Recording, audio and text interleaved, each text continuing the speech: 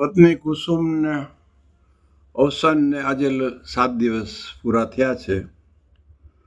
એની ઉંમર 71 વર્ષ પૂરા થઈ, 72 વર્ષ રનિંગ કે પૂરા થવામાં હતા.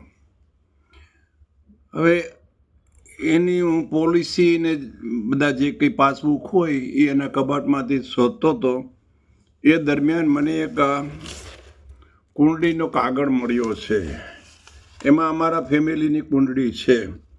હવે આ કુંડળી બનાવનાર વ્યક્તિ કોઈ જ્યોતિષ નથી, પણ હું જ્યારે શરૂઆતની પ્રેક્ટિસ કરતો હતો ત્યારે જે નાસ્ટોલની બાજુમાં અત્યારે જે એક્સિસ બેંકની બિલ્ડિંગ છે યાજ્ઞિક રોડ ઉપર, ત્યાં સમીર કોમ્પ્લેક્સ નામની એક જગ્યા હતી અને એ ભાઈ ડીસી દોશીની ઘરે હું એના મધરને તપાસવા વિઝિટમાં જતો અને એ કારણે એની સાથે મારે પર્સનલ રિલેશન થઈ ગયેલા.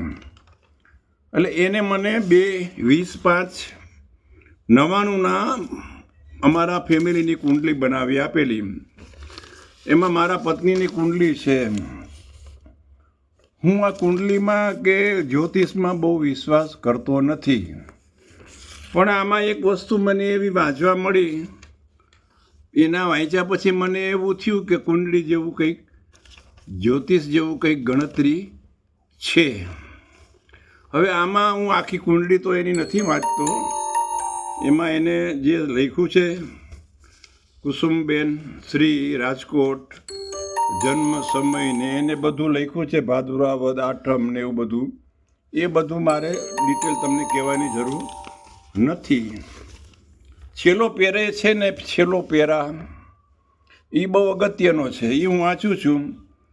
આયુષ્ય બળ દીર્ઘ છે, આયુષ્ય બળ દીર્ઘ છે, 71 વર્ષ ગણી શકાય, 71 વર્ષ ગણી શકાય.